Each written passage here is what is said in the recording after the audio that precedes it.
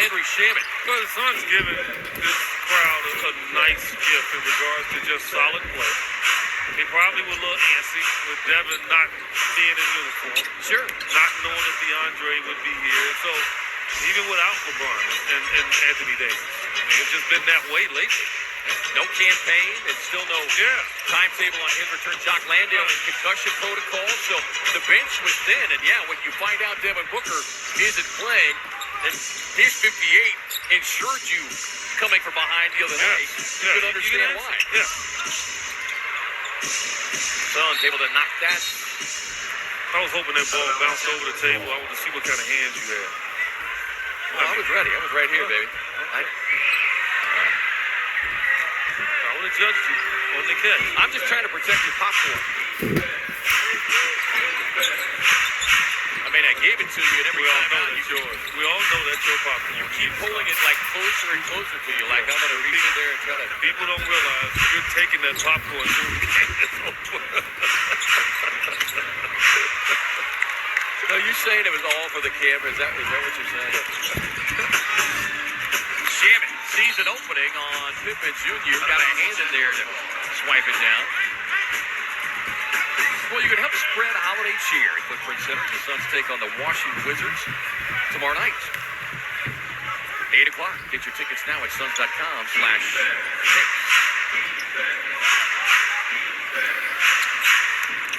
Well, we're spreading some holiday cheer. I want to thank so many of our hard-working crew out there tonight. Eric Siegman, one of the best in the business, working a handheld.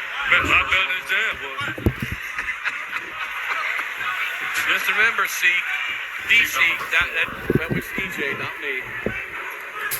That's Freddie D, another audio wizard sitting in tonight for Bob Lockman, Rick Dominigoni. Of course, Sweet D, Dennis Lamb, Paul Snyder, Scott Santiago, The O Show, Omar Marino, and Kelly Christopher. Looked like he was shooting a holiday movie. He had some Christmas jacket on tonight that I think he may be trying out for a lifetime movie party.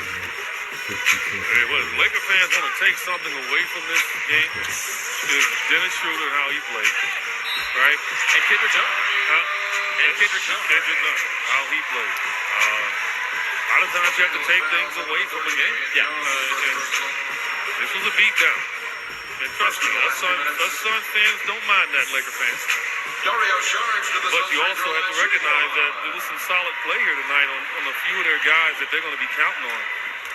Yeah, look, Lonnie Walker had 21 last night in a Laker win when they were closer to full strength. LeBron, Russ played in that game, but Walker was 16 tonight, so follows up 21 with 16 after he'd had a season-low 3 points in the previous game. Nunn tried to add to it. Strong with that effort. Their shooting was 44%. Yeah, 12-27. Yeah, and they're one of the worst three-point shooting teams in the league, and more so based on their start from three. They've gotten better as the season's going on. But Russ had a good November with his three-point shooting. Now it's tapered off. I don't know if that's a good thing for Russ to have a good three-pointer run. I think they'd rather him just get to the rim. But and speaking of Russ, it looks like he has kind of come to grips with his role, and as a result, his game started to take off once you embrace it. Embraced that. Not easy to embrace, but much like Carmelo Anthony did. So with the Chick-fil-A foul shot, Suns fans in attendance with a free Chick-fil-A chicken sandwich should the opposing team missing 2 free throws in a row in the fourth quarter.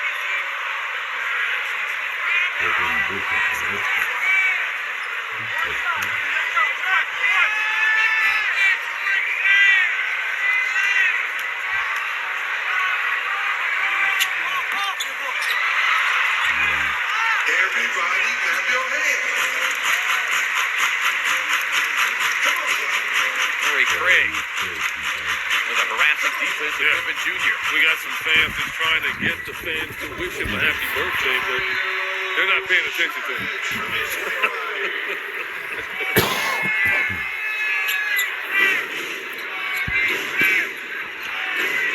Yeah, I'm not sure they all know that it's Torrey's 32nd birthday. Plus, they were all focused on the chicken sandwich. His seat is right next to the PA guys. I mean, they can put it up there. I mean, he needs to convince them, right? Special thanks to so many of the rest of our great crew. Got our graphics queen working with us tonight, Brianna Janellis, Eddie Dean, the replay machine, Stephen King, Kyle Berg, Rob Anderson, Josh Hartog, Jade Hines, Nikki Wheeler. Los Angeles Ball. We have to work with a lot of wonderful people. Such fans, let me get on your feet, make some And it'll be a successful night. Minus Book, minus Cam, minus Jock. In fact, both cans. As the Suns make it 6 straight now in this series against the Lakers. All right, so the Suns improving to 14-3 at home. 130-104 the final here. Chris Paul leading the way with 28 points as we walk into game time presented by Kia. Bill Green, Renee Montgomery, Sean Powell. Suns right from the get-go, right? They get 38 points in that first quarter. They build up a 25-point lead in that first half, and they never really look back. Yeah, I think that's exactly, if you're the Phoenix Suns, you played exactly how you should. You were going against a team that didn't have all of their starters. They didn't have a lot of their stars. So from like you said, from start to finish, it was over from the beginning. And Chris Paul, I think if you can take anything from that game, is taking Chris Paul, getting a little bit back to what we know he can do, being aggressive, looking for his shot. DeAndre Ayton as well, playing well. So certain things you can take from that. You can't take a lot because that's not a team that's going to test you, but that's what you can take from it. Yeah, you know, Devin Booker outside the lineup. You still have Ayton, you still have Chris Paul, you still have Mikal Bridges. You take LeBron, AD, and Russ out, what you got? I think for the Lakers, Kendrick Nunn, who's really been buried on the bench. They brought him in, they thought he could start and really help him this year. He's kind of taken a step back, but this game, he played well. Yeah, Dennis Schroeder also 30 points in this contest, something that they can build on there. But, I mean, the bottom line for Los Angeles Lakers is if Anthony Davis is not playing, LeBron James hopefully will be healthy and can play because without him, I mean, this is tough. Yeah, you know, again, we don't know how long Anthony Davis is going to be out. And then suddenly LeBron James, who turns 38 next week, you're putting a lot on his shoulders. Now, those are pretty big shoulders, Renee. We've seen this guy play this year, his 20th year in the NBA. He's putting up outstanding numbers, like almost MVP caliber. But again, I mean, he's going to have to play 35, 36 minutes. If this team falls in the standings, how are they going to play catch up with Anthony Davis out?